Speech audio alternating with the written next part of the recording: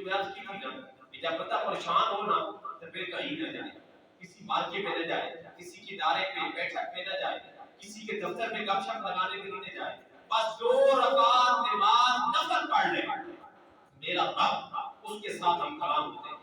انسان کو سنائی نہیں دیتی کہ میرا رب اس کے ساتھ ہر کلام کا، ہر الفاظ کا، ہر لفظ کا اس کو جواب دے رہے ہوتے ہیں۔ انسان کے ذہن میں اور انسان کو سنائی نہیں دیتے، لیکن میرا رب اسے ہر کلام کا جواب عطا فرما رہے ہوتے ہیں۔ پچھلے جمعے میں نے وضو کے متعلق آپ کو بات کی تھی، آپ اختصاراً ٹائم بھی اختصار ہے، پھر میں سبق کو دہرائی کرا دیتا ہوں بڑے مختصر وقت میں کہ ہم وضو کرتے ہیں اس نیت سے کریں کہ ہمارا دل بھی پاک ہو رہا ہے، ہمارا جسم بھی پاک ہو رہا ہے، انسان کا طور پر اگر ہمارا تن پاک ہو رہا ہے، ہمارا باطن پاک ہو رہا ہے۔ اللہ نے فرمایا جو انسان اس نیت سے وضو کر کے میری بارگاہ میں حاضر ہوتا ہے، میں رب العالمین اس کے تمام گزشتہ گناہوں کو معاف فرما دیتا ہوں۔ انسان نیت کیسے کر کے جائے کہ میں ہاتھ دھو رہا ہوں تو جو غلطی سے میرے ہاتھ سے بھی گناہ ہو گئے میرے رب کو بھی مجھے معاف فرما دے، کلی کر رہا ہے وہ بھی میرے معاف ہو گئے، اگر اس نے چہرہ دھویا چہرے والے گناہ، آنکھوں والے گناہ معاف ہو گئے، اس نے بازو دھوئے، پاؤں دھوئے تو وہ معاف ہو گئے۔ تو حضرات محترم اگر یہ وضو کر کے انسان اللہ کی بارگاہ میں آتا ہے، پچھلے جمعہ میں نے یہ بات کی تھی کہ جب رب کی بارگاہ میں آتا ہے اب اس کا کلام کس کے ساتھ ہو رہا ہے؟ بادشاہوں کے ساتھ، خود خالق کائنات اللہ رب العالمین کے ساتھ، جس نے ہمیں سب کچھ عطا کیا اس کے ساتھ ہمارا کلام ہو رہا ہے۔ اور ہم کیا کرتے ہیں؟ آتے ہیں، تکبیر کہتے ہیں، اللہ اکبر سبحان اللہ، میں ایک ساتھ سے پڑھی، الحمد للہ ایک ساتھ سے پڑھی، سورت پڑھی، بھاگا گیا، نکل گیا۔ لیکن نہیں، اگر انسان سکون کے ساتھ، حضرت عبداللہ بن عمر آپ نماز پڑھتے تھے نا، آپ فرماتے تھے کہ الحمدللہ رب العالمین، پھر خاموش ہو جاتے تھے، پھر پڑھتے تھے الرحمن الرحیم، پھر خاموش ہو جاتے تھے۔ صحابہ نے عرض کی کہ بھائی جان سمجھ نہیں آ رہی حضرت عبداللہ بن عمر سے کہ آپ نماز پڑھتے ہیں، الحمد شریف پڑھتے ہیں، پھر تھوڑی خاموش ہوتے ہیں۔ پھر آپ نے فرمایا کہ آپ نے حضور سے حدیث نہیں سنی کہ میرا رب ہر کلام کا جواب عطا فرماتے ہیں، اور میں تو اپنے رب کے جواب کا انتظار کرتا ہوں۔ الحمدللہ رب العالمین، میرا رب اس کا جواب عطا فرماتا ہے، پھر میں الرحمن الرحیم پڑھتا ہوں، میرا رب اس کا بھی جواب عطا فرماتا ہے، مالک یوم الدین، میرا رب اس کا بھی جواب عطا فرماتا ہے۔ حضرت عبداللہ بن عمر فرماتے ہیں میں تو رب کے ساتھ کلام میں ہوتا ہوں، مجھے لذت آ رہی ہوتی ہے، رب ہر سوال کا جواب دے رہا ہوتا ہے۔ تو ہمیں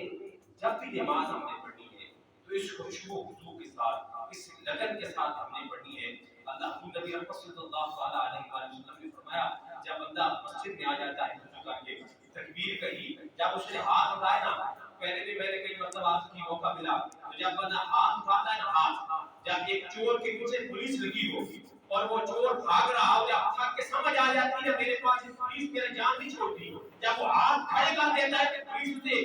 فیر نہیں کرتی، گولی نہیں مارتی، جا کے پکڑ لیتی ہے، کیونکہ اس نے ہاتھ کھڑا کر دیا کہ آپ تمہارے حوالے ہو گیا ہو۔ جب بندہ مومن اللہ کی بارگاہ میں ہاتھ کھڑے کرتا ہے، میرا رب فرشتوں کو گواہ بناتا ہے کہ فرشتوں دیکھو کہ میرا بندہ میری بارگاہ میں آ کر یہ عرض کر رہا ہے کہ میرا مالک میں نے بڑے گناہ کیے ہیں، اتنے گناہوں کی دلدل میں پھنس چکا ہوں، اب تو تیری بارگاہ میں آ گیا ہوں، اب میرے ہاتھ کھڑے ہیں، تیرے علاوہ کوئی سہارا نہیں، تیرے علاوہ میرے کچھ کوئی بندوبست بھی نہیں ہے، میں نے ہاتھ کھڑے کر دیے ہیں۔ میرا رب ارشاد فرماتا ہے جب میرے بندے نے ہاتھ کھڑے کر دیے، فرشتوں میرے گواہ بن جاؤ، میں نے اس کے گناہوں کو معاف فرما دیا ہے۔ حضرات محترم ابھی نماز شروع کی نہیں، میرے رب نے پہلے گناہ معاف فرما دیے ہیں۔ اگر بندہ مومن خشوع و خضوع کے ساتھ نماز پڑھتا ہے،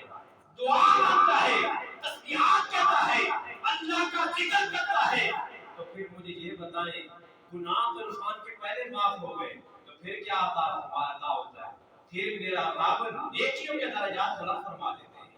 گناہوں کے ختم فرما دیتے ہیں، اتنا ثواب ہے۔ پھر جب ہم اللہ اکبر کہتے ہیں، سبحان اللہ پڑھتے ہیں، پھر اعوذ باللہ من الشیطان الرجیم، بسم اللہ الرحمن الرحیم، پھر جب ہم ہم شریف پہ پہنچے ہیں، بندہ کہتا ہے کہ الحمدللہ رب العالمین، کہ میرا مالک فرشتوں کو اکٹھا فرماتے ہیں، حاضر ہوتے ہیں، میرا مالک ارشاد فرماتا ہے بڑے فخر کے ساتھ، دیکھو میرا بندہ میری تعریف بیان کر رہا ہے کہ میرا مالک ساری تعریفیں تیری ہیں، तू सारी तारीफों के मालिक है। हजूर जाऊलमत रहमतुल्लाह तआला ने फरमाते अल्हम्दुलिल्लाहि रब्बिल आलमीन, तमाम तारीफें उसके लिए है जो मर्तबा कमाल तक पहुंचाने वाला है। रब्बिल आलमीन, जो मर्तबा कमाल तक पहुंचाने वाला है। इंसान को पैदा किया, फिर उसको जवानी अता फरमाई, फिर उसको इल्म अता फरमाया, फिर उसको शान और शौकत अता फरमाई। फरमाया हजूर जाऊलमत फरमाते हैं जो मर्तबा कमाल तक पहुंचाने वाला है। हम कहते हैं अल्हम्दुलिल्लाह ये रब्बिल आलमीन, मेरा रब फरिश्तों को फरमाता है हमदिनी अब्दी, मेरा बंदा मेरी तारीफ कर रहा है। फरिश्तों ने ये जवाब हमें अता हो रहा है। हम अल्लाह के साथ कलाम में होते हैं, हम पढ़ते हैं अल्हम्दुलिल्लाहि रब्बिल आलमीन, मेरा रब फरमाता है मेरा बंदा मेरी तारीफ कर रहा है। फिर हम कहते हैं अर्रहमान अर्रहीम, मेरा रब फरमाता है फरिश्तों मेरा बंदा मेरी बुजुर्गी बयान कर रहा है। वो कह रहा है कि तू बड़ा रहीम है, तू बड़ा गफूर है, तू बड़ा माफ फरमाने वाला है। मेरे फरिश्तों मैंने इसके सब गुनाहों को माफ फरमा दिया है। फिर मालिक यौमिद्दीन, फिर हम पढ़ते हैं मालिक यौमिद्दीन, फिर मेरा रब इरशाद फरमाता है कि मेरे फरिश्तों ये मेरी तारीफ भी बयान कर दी, मेरी बुजुर्गी भी बयान कर दी, और ये अर्ज कर रहा है कि कल कयामत के दिन मालिक तू है ना, तू ही मालिक है, तेरे अलावा कोई बादशाह नहीं, तू ही सबको सजा देने वाला है।